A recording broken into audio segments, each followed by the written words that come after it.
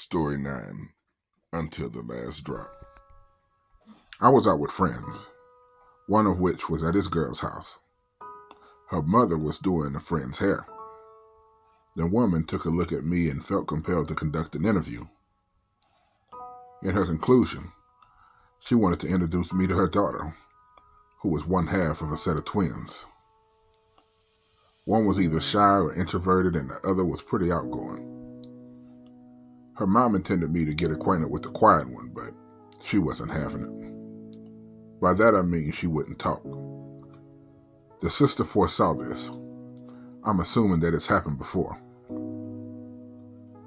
She later confessed what she's done. And I'm glad she did, because until this day, I'm not sure if I heard her sister speak a complete sentence. That would have taken a toll on me for my awkwardness.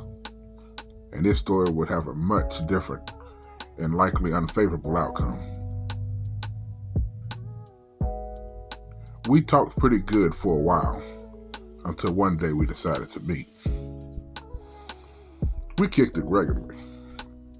It was on and off for a couple of years, but our last time, I remember vividly. Partially because it was a bit traumatizing. I was bored at home one Thursday night. I saw the headlights of a car pull up and sit for a moment, but no one got out. My curiosity drove me out the screen door when I heard a woman's voice. "Come here," she said. "Who is that?" I asked. "It's me, Camille." "Oh," I said as I went to the car. She wasn't in the car alone. She was riding with her cousin. "What's going on?" I asked. I was happy to see her. I didn't know what to do with myself. What she said next made me smile. "My mama going out of town. Do you want to come stay tonight?" "Yeah, I'll be back," I said. I went in the house and grabbed some protection and told my folks I'll be back. When we got there, we were shooting a breeze. It was pretty chill until we went to her room. We got it in, had some pillow talk, and got it in again. It was a fun-filled time because we got it in yet for a third time, at which point I had run out of rubbers. She still wanted to go. I was younger and obviously present as we speak. Otherwise, I wouldn't have believed that we had sex 9 times this night. Fortunately, there were no STDs or babies that came out of this tryst.